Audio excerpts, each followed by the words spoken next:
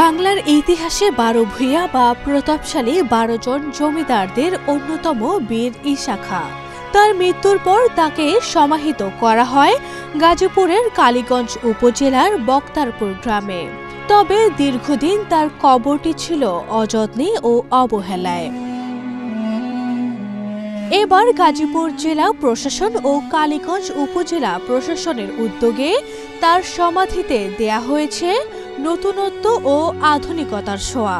আমরা জানি যে কয়েক বছর আগে গাজীপুরের জেলা প্রশাসক একটা উদ্যোগ নিয়ে ওখানে ছোট করে একটা স্থাপনা করেছেন, যেটা এখন মানুষ গেলে অন্তত বুঝতে পারে যেটা ঈশা খাঁর কবরস্থান। আমি চাই যে এখানে একটা বড় একটা কিছু হোক, একটা পাঠাগার হোক অথবা গবেষণাগার হোক অথবা একটা স্মৃতিস্তম্ভ হোক, যেখানে মানুষ সারা দেশের সারা পৃথিবীর মানুষ এখানে আসবে।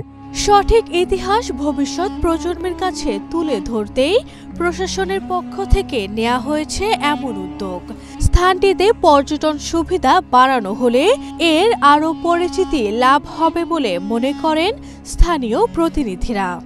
ওনার কোন জন্মস্থান এবং মৃত্যুর কোন জায়গায় কবরস্থ করা হয়েছে আমরা গাজীপুর মানুষ হয়ে অনেকে আমরা জানি না। এটা অবশ্য আমাদের উচিত, আমরা যারা নতুন প্রজন্ম আছে, আমরা যারা শিক্ষকতা করি, আমাদের স্টুডেন্টদেরকে ওই জায়গায় নিয়ে যাওয়া এবং সাধারণ মানুষদের সবার উচিত ওই জায়গায় গিয়ে ওনার দর্শনীয় স্থানগুলো পরিদর্শন করে আসা এবং ইতিহাসে ওদেরকে নতুন প্রজন্মের কাছে চিরবাসর করে রাখা। ঈশা খাঁ ছিলেন ভাওয়ালের শাসক ১২ ভূঁইয়ার অন্যতম ফজল গাজীর বন্ধু। দুজনই মোগলদের বিরুদ্ধে যুদ্ধ করেন। ১৫৯৯ সালে জঙ্গলবাড়ি থেকে নৌকায় বক্তারপুর আসার পথে অসুস্থ হয়ে তিনি মারা যান। তার ইচ্ছেতে বক্তারপুর দুর্গের ভেতর তাকে সমাহিত করা হয়।